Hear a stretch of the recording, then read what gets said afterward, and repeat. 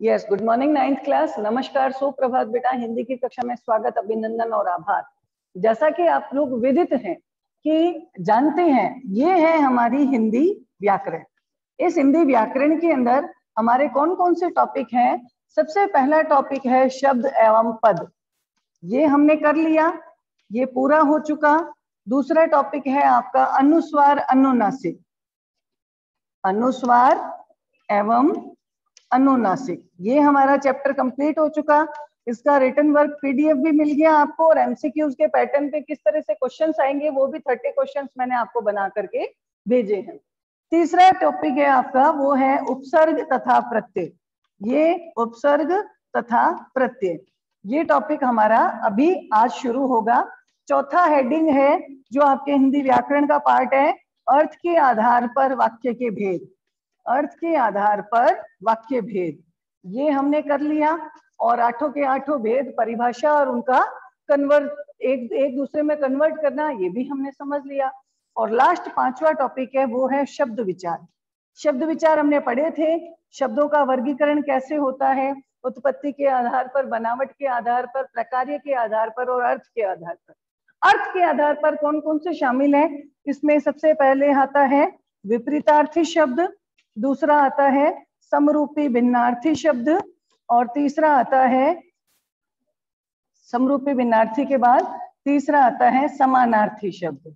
अब मैंने जो आपको पीडीएफ भेजा था उसके अंदर सबसे पहला वाला पार्ट इतना था, शब्द विचार पार्ट 1, जिसके अंदर आपके विपरीतार्थी शब्द तक दिए हुए थे। फिर पार्ट 2 आया, उसमें आपका था समरूपी भिन्नार्थक शब्द, और पार्ट 3 जो मैंने भेजा वो थे समानार्थी शब्द।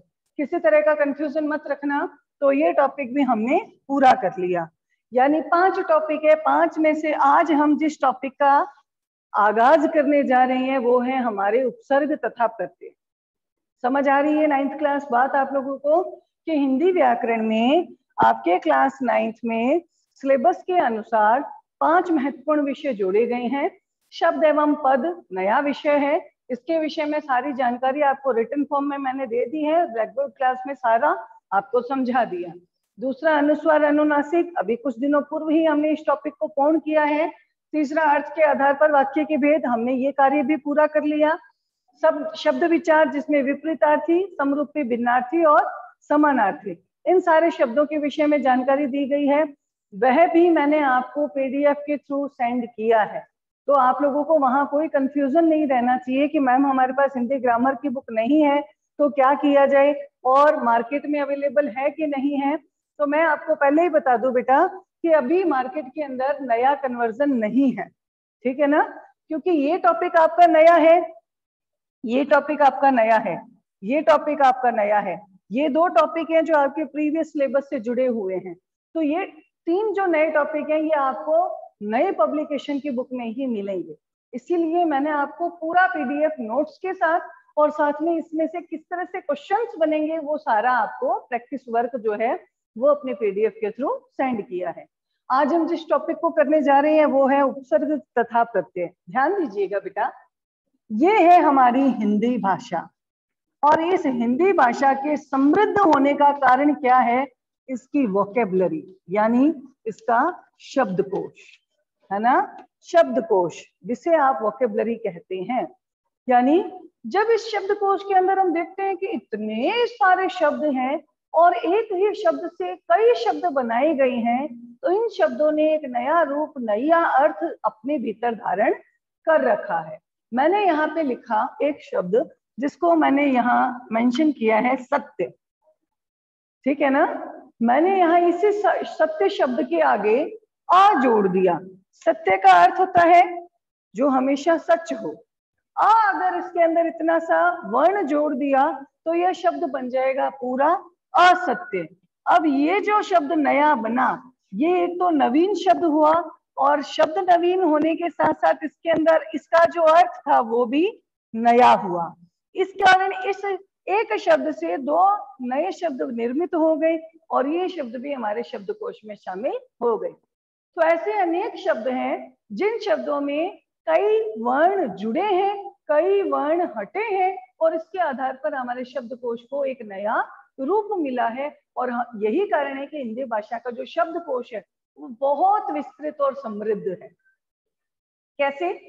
क्योंकि कई ऐसे सामान्य शब्द हैं जिन सामान्य शब्दों के शुरुआत में कई शब्दांशों को जोड़कर नवीन शब्दों का निर्माण किया गया है। ये सारे के सारे नवीन शब्द अपने विशेष अर्थ के साथ हमारे शब्दकोश में शामिल किए गए। इसी तरह से कई ऐसे शब्द हैं जिनके अंत में कुछ शब्दांशों को जोड़कर नवीन शब्दों का निर्माण किया गया, और ये सारे के सारे नए शब्द जो हैं अपने भीतर एक नए अर्थ को धारण करते हैं और ये भी हमारे शब्दकोश को समृद्ध करते हैं। तो ये जो शब्दांश जो किसी शब्द के आगे जुड़ते हैं या वे शब्दांश जो किसी शब्द के पीछे जुड़ते हैं, यही कहलाते हैं उपसर्ग तथा प्रत्यय। तो सबसे पहले हम जानकारी हासिल करेंगे उपसर्ग की। ध्यान दीजिएगा बेटा, उप यानी नजदीक, नजदीक या पास में, ठीक है ना। सर्ग यानी रखना या बैठाना शब्दांश में, ठीक है ना। उपसर्ग दो शब्दों से मिलकर बना है जिसमें जब किसी मूल शब्द के, ध्यान दीजिएगा, जब किसी मूल शब्द के, अब मूल शब्द कौन कौन से हो सकते हैं? मैंने यहाँ पे मूल शब्द जैसे लिखा, मैंने यहाँ एक उदाहरण दिया सत्य का, है ना। मैंने यहाँ पे एक उदाहरण दिया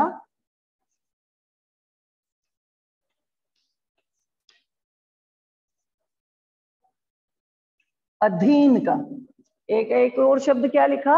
अधीन। ध्यान देना, ये क्या है? मूल शब्द। इन मूल शब्दों में क्या है? इनके आगे शब्दांश जोड़े गए, ठीक है। इन शब्दांश को जोड़ दिया गया, ठीक है ना। इन शब्दांशों को जोड़ने से क्या हुआ? इन शब्दांशों के जोड़ने से एक नया शब्द बना। इसको यहाँ पे लिख दिया हमने असत्य। स्व प्लस अधीन ये बन गया व का अ, और ये अ दीर्घ स्वर संधि बन गई और नया शब्द बना स्वाधीन, ठीक है। जब किसी मूल शब्द के आगे कुछ नए शब्द जुड़ करके नवीन शब्दों का निर्माण करते हैं और ये नवीन शब्द अपने एक विशिष्ट अर्थ को धारण करते हैं, तो वे शब्दांश जो किसी मूल शब्द के आगे जुड़ते हैं उन्हें कहते हैं हम उपसर्ग। क्या हो गई परिभाषा? कि वे शब्दांश जो किसी मूल शब्द के आगे जुड़ते हैं और नया शब्द बनाते हैं वो कहलाते हैं उपसर्ग। दोबारा से सुनिए कि वे शब्दांश जो किसी मूल शब्द के आगे जुड़कर नया शब्द बनाते हैं वे कहलाते हैं उपसर्ग। समझ आ गई बात? और ये उपसर्ग जो है ये अपने सहयोग से कई नए शब्दों का निर्माण करते हैं। यही नए शब्द हमारे हिंदी शब्दकोश में शामिल किए गए हैं। यही कारण है कि हमारा हिंदी का ये जो शब्दकोश है ये बहुत विस्तृत और बहुत समृद्ध है। समृद्ध यानी भंडार भरा हुआ है, इतना सारा शब्द हमारे हिंदी के शब्दकोश में शामिल किए गए हैं। तो ये शब्द आए कहाँ से? तो ये आए, दो तरह की विधि होती है। इस विधि में जब किसी मूल शब्द के आगे कोई नए शब्दांश जुड़ते हैं और जब वो नए शब्दों का निर्माण करते हैं वो कहलाते हैं उपसर्ग। यहाँ तक की बात आप सभी को समझ आ गई? यानी हमने इसकी क्या परिभाषा प्राप्त की? परिभाषा ये है कि वे शब्दांश जो किसी मूल शब्द के आरंभ में जुड़कर नया शब्द बनाते हैं या उसके अर्थ में परिवर्तन ला देते हैं या उसके अर्थ को पूर्णतः बदल देते हैं, वो क्या कहलाते हैं? उपसर्ग कहलाते हैं। जैसे मैंने यहाँ पे कुछ एग्जाम्पल दिए, जैसे मैंने यहाँ पे लिखा परा, मैंने लिखा सम, ये म आधा है क्योंकि इस म में अलंत जुड़ा हुआ है, और मैंने उपसर्ग लिखा आ या मैंने उपसर्ग लिखा तू, ठीक है। तो मैंने यहाँ पे लिखा परा, एक शब्द दिया मूल शब्द, वो है जय। जय यानी जीत होना, परा शब्द उपसर्ग के रूप में जोड़ दिया। ये क्या है? शब्दांश। और ये क्या है? मूल शब्द। जब किसी मूल शब्द के आगे जय जो शब्दांश जुड़ते हैं, ये जुड़ करके एक नया शब्द बनाते हैं, इन दोनों को मिला दिया, क्या शब्द बना? पराजय। अब जय यानी तो था विजित, विक्ट्री होना, और पराजय होना डिफीट होना यानी हार जाना। तो ये जो नया शब्द बना, ये नया शब्द, इस शब्द से नया शब्द भी बना और इसके अर्थ में भी क्या आ गया, यहाँ पे परिवर्तन आ गया। यानी जय का अर्थ होता है जीतना और पराजय का अर्थ होता है हारना। यानी शब्द भी नया बना और उस नए शब्द का अर्थ भी अलग आया। यानी वे शब्दांश जो किसी मूल शब्द के आगे जुड़कर नया शब्द बनाते हैं या उसके अर्थ में परिवर्तन ला देते हैं, वो कहलाते हैं, ये शब्दांश ही क्या कहलाते हैं, ये कहलाते हैं उपसर्ग। ठीक है, जैसे मैंने यहाँ पे लिखा कि सम उपसर्ग में मैंने जोड़ा, मैंने कहा मोहन। मोहन यानी मन को आकर्षित करना, मोहना मन को आकर्षित करना। सम आगे जोड़ दिया तो नया शब्द क्या बना, सम्मोहन। अब आकर्षित करना से एक नया शब्द और बन गया आकर्षण। क्या शब्द बना, आकर्षण। संस्कृत का ये शब्द है जिसका हिंदी में अर्थ होता है सम्मोहन, किसी के प्रति सम्मोहित होना, अट्रैक्ट होना, आकर्षित होना, आकर्षण होना, वही क्या कहलाया, सम्मोहन। तो नया शब्द बन गया। मैंने लिखा आ, मैंने ये लिखा यहाँ जन्म, जन्म यानी जन्म होना, लेकिन आ जन्म का अर्थ होता है जीवन पर्यंत, यानी जब तक आपका जीवन चल रहा है तब तक, है ना। मैंने लिखा कु, पुत्र यानी बेटा, कु का अर्थ होता है बुरा, तो यहाँ पे एक नया शब्द बन गया कुपुत्र, यानी जो बुरा है, जिसका आचरण अच्छा नहीं है, जो पुत्र धर्म के पूरा पालन नहीं करता है, वो क्या बना, क्या कहलाया, कुपुत्र। यानी वे शब्दांश जो किसी मूल शब्द के आगे जुड़कर नया शब्द बनाते हैं या उसके अर्थ में परिवर्तन ला देते हैं, वो क्या कहलाते हैं, वो कहलाते हैं उपसर्ग। तो अब आपको यहाँ उदाहरण के साथ इसकी परिभाषा पूर्णतः स्पष्ट हो गई होगी कि उपसर्ग की परिभाषा दीजिए। उपसर्ग वे शब्दांश हैं जो किसी मूल शब्द के आगे जुड़कर नवीन शब्दों का निर्माण करते हैं या फिर उसके अर्थ में परिवर्तन ला देते हैं, वो कहलाते हैं उपसर्ग। ठीक है, जैसे मैंने उदाहरण दिया, सत्य के आगे अ उपसर्ग जोड़ दिया, नया शब्द बन गया असत्य और उसके अर्थ में भी बदलाव आ गया। जैसे मैंने यहाँ पे लिखा जय, जय का अर्थ है विजित होना, लेकिन परा उपसर्ग जोड़ दिया और नया शब्द बन गया पराजय, जो उसके अर्थ में भी अंतर ला देता है। तो यही कारण है कि इससे नए शब्दों का निर्माण होता है या फिर उसके अर्थ में अंतर आ जाता है। अब बताइए कि उपसर्ग कितने प्रकार के होते हैं। तो आइए अभी हम आगे उपसर्गों के विषय में जानकारी हासिल करते हुए बढ़ते हैं आगे की तरफ। अब हम पढ़ेंगे उपसर्ग के प्रकार। अभी तक तो हमने क्या पढ़ा, उपसर्ग की परिभाषा और एग्जाम्पल के साथ, उदाहरण के साथ। अब बात आती है कि उपसर्ग के प्रकार, कितने प्रकार के उपसर्ग होते हैं जो हमारी भाषा में शामिल किए गए हैं। तो उपसर्ग के प्रकार में सबसे पहला प्रकार आता है संस्कृत के उपसर्ग। क्या है, संस्कृत के उपसर्ग। दूसरा कहलाता है हिंदी के उपसर्ग। नोट कर लीजिएगा बेटा, हिंदी के उपसर्ग। और यहाँ पे इसका तीसरा पार्ट है, वो है आगत उपसर्ग। आगत यानी विदेशी भाषाओं से आए हुए, इन्हें विदेशी उपसर्ग भी कहा जाता है। आगत यानी आए हुए, कहाँ से, विदेशी भाषाओं से, इसीलिए इसका एक नाम रखा विदेशी उपसर्ग, जिसे आगत उपसर्ग भी कहा जाता है। आपको याद हो तो आपने उत्पत्ति के आधार पर जब शब्द पढ़े, उसमें सबसे पहले हमने देखा कि सारी भाषाओं की जननी किसे माना गया, संस्कृत को। यानी संस्कृत वह भाषा है जो सबसे पुरातन भाषा है, सबसे प्राचीन भाषा है, और इसी संस्कृत में से कई शब्द जो हैं वो हिंदी में बिना किसी परिवर्तन के शामिल किए गए हैं, जिन्हें क्या कहते हैं, जिन्हें तत्सम शब्द कहते हैं। क्या कहते हैं, तत्सम, है ना। तत्सम यानी जैसे हैं वैसे ही, उनको हिंदी में शामिल कर लिया गया। उसी भाषा में से कई उपसर्ग भी ऐसे हैं, कई शब्दांश भी ऐसे हैं जो मूल शब्द के आगे जुड़कर नया शब्द बनाते हैं। यानी सबसे पहले हम किसके विषय में अध्ययन करेंगे, संस्कृत के उपसर्ग के विषय में। तो एक बारी हिंदी के और आगत उपसर्ग हम बाद में पढ़ेंगे, पहले लिखते हैं हम संस्कृत के उपसर्ग। ठीक है, अभी मैंने आपको बताया संस्कृत के इन शब्दों को क्या कहा जाता है, तत्सम। क्या कहा जाता है, तत्सम। तो इसका दूसरा नाम क्या है, तत्सम उपसर्ग, यानी वे शब्दांश जो संस्कृत भाषा से संबंधित हैं और जिन्हें बिना किसी रूप परिवर्तन के हिंदी भाषा में शामिल किया गया है, उन शब्दांशों को संस्कृत के उपसर्ग या तत्सम उपसर्ग कहा जाता है। फिर से परिभाषा सुनना कि संस्कृत भाषा के वे उपसर्ग जो बिना किसी परिवर्तन के हिंदी भाषा में शामिल किए गए हैं, उन्हें कहते हैं संस्कृत के उपसर्ग या फिर तत्सम उपसर्ग। ठीक है, इनमें कौन कौन से उपसर्ग शामिल है तो बेटा बहुत सारे, लेकिन हम कुछ एक का यहाँ पे अध्ययन करते हैं। कुछ 7, 8, 10 या इन उपसर्गों को मैं यहाँ ब्लैक बोर्ड पे मेंशन कर रही हूँ, और आप देखिएगा कि ये उपसर्ग वे हैं जो अधिकतर संस्कृत भाषा के शब्दों में काम में लिए जाते हैं।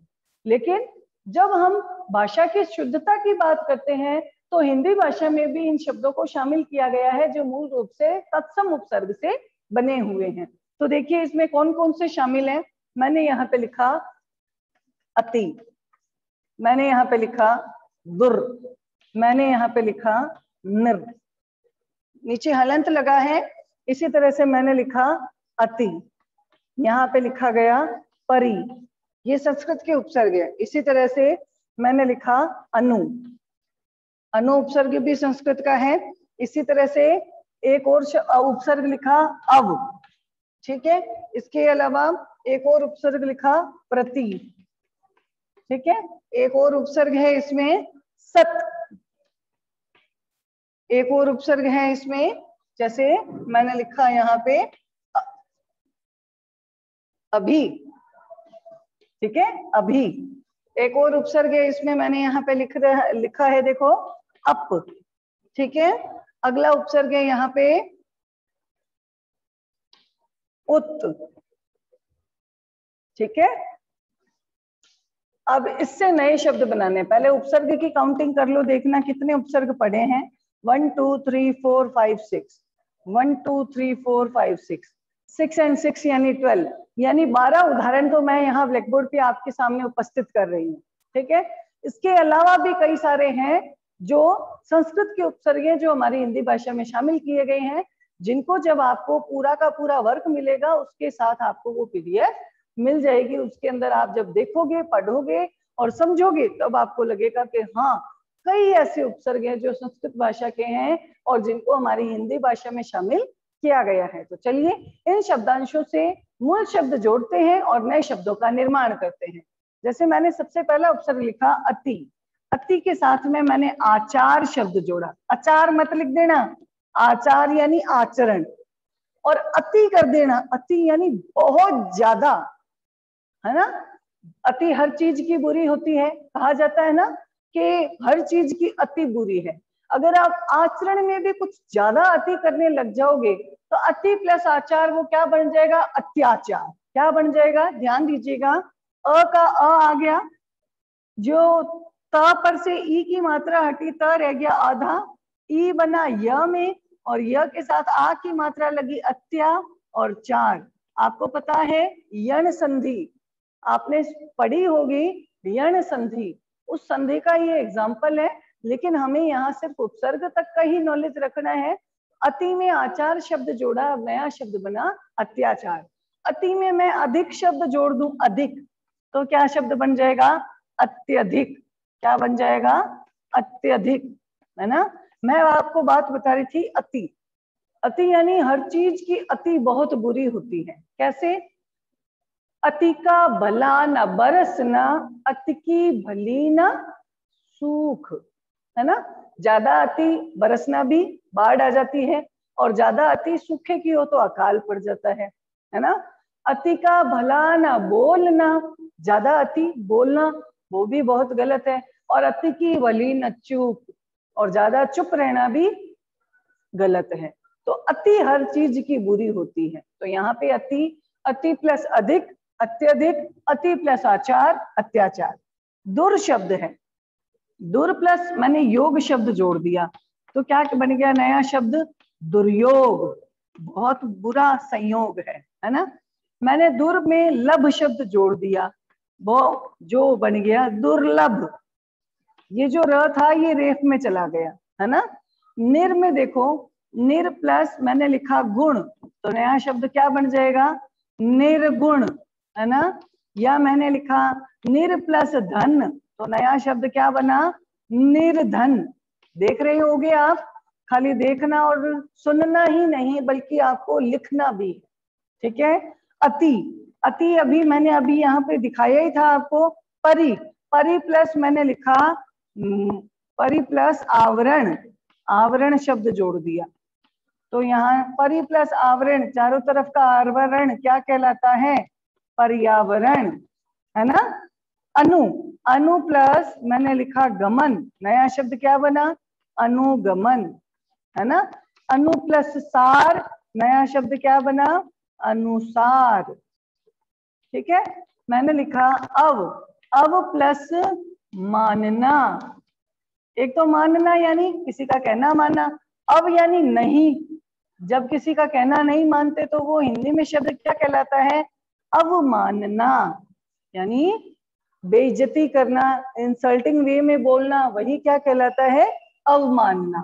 प्रति में एक शब्द जोड़ दिया, नया शब्द क्या बना? प्रत्येक, है ना, समझ रहे हो। और सत, सत में शब्द जोड़ा जन, क्या बन जाएगा? सज्जन, ठीक है। अभि प्लस मान, नया शब्द क्या बना? अभिमान। इसी तरह से अप प्लस मान, नया शब्द क्या बना? अपमान। अप प्लस शब्द, जब गलत शब्दों का आप उच्चारण करते हो तो उसको क्या बोलते हैं? अपशब्द। उत प्लस चारण, क्या शब्द बना नया? उच्चारण। उत प्लस हार, क्या बन जाएगा? उद्धार। समझ रहे हो। तो ये सारे के सारे क्या हैं? संस्कृत के उपसर्ग। क्या है? संस्कृत के उपसर्ग, जिन्हें तत्सम उपसर्ग भी कहा गया है। अभी आप लोगों के सामने 11 या 12 उपसर्ग मैंने लिखे, इसके साथ में मैंने मूल शब्द जोड़ा, यानी मूल शब्द के आगे वे जो शब्दांश जुड़ते हैं, ध्यान दीजिएगा, इनको शब्दांश कहेंगे। जो उपसर्ग है इनको शब्दांश कहा जाता है, और ये जिस शब्द से जुड़ते हैं उनको मूल शब्द कहा जाता है।